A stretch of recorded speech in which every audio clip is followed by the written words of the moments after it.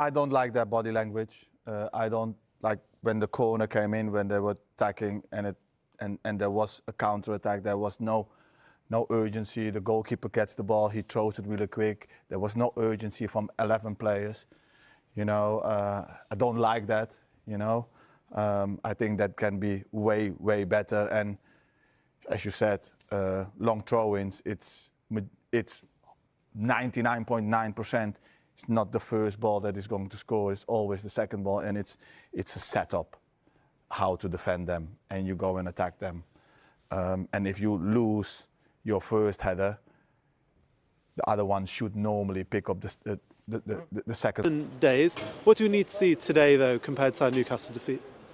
Look, I think these big breaks in between matches probably in some ways are good for Michael Carrick. He gets lots of time on the pitch, on the training pitch with the players, but on the other hand you don't get a chance to obviously get back at it, particularly after a defeat, but also to build some rhythm. So I imagine it's a little bit of a double-edged sword for him at the moment, but he'll want to see a performance, I think. Obviously the victory is so important, who they're playing against today. It's going to be a really good game. I think it's going to be end-to-end. I think there'll be goals.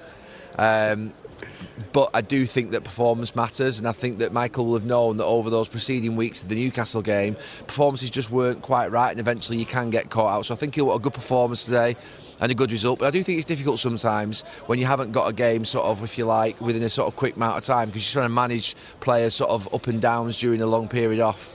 I think sometimes we can get so hyper-fixated on it. To think Michael Carrick and Manchester United have clawed back 11 points to Aston Villa from the start of his reign back at the club.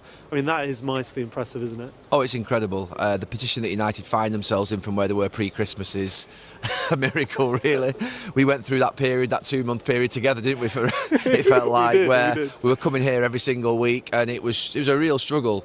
But there's a light now that shines on Old Trafford. Michael Carrick's brought that sort of relaxed atmosphere back. He's got good composure. He's got a good way with dealing with the media. The results have come. The performances in the first part of his reign were absolutely sensational. Honestly, I think when we saw those performances against the likes of Tottenham, Arsenal and City, I thought that was some of the best performances I've seen here in the last 10 years. Since then, it's been more of a sort of not being at the best, not being at that level, but getting over the line and getting results.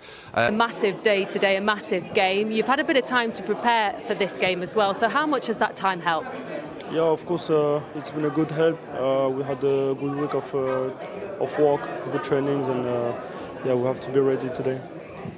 Manchester United supporters may soon have a major reason to celebrate, as reports suggest that one of the club's most influential midfielders is close to agreeing on a new long-term contract at Old Trafford. The potential extension is seen as an important step for the club as it continues building a competitive squad capable of challenging at the highest level. Over the course of the current season, the midfielder has become a central figure in the team's tactical setup. Known for his creativity, intelligent movement, and exceptional passing range, he has consistently played a crucial role in linking the defense with the attack. His ability to control the tempo of matches and deliver decisive passes has made him one of the most reliable performers in the squad. Coaches and teammates alike have frequently praised the player's vision and composure on the ball. Whether dictating play from deeper positions or creating opportunities in the final third, his influence has been evident in many of the club's most important matches this season. Fans have also highlighted his leadership qualities, noting how he often steps up in difficult moments to guide the team. Securing his long-term future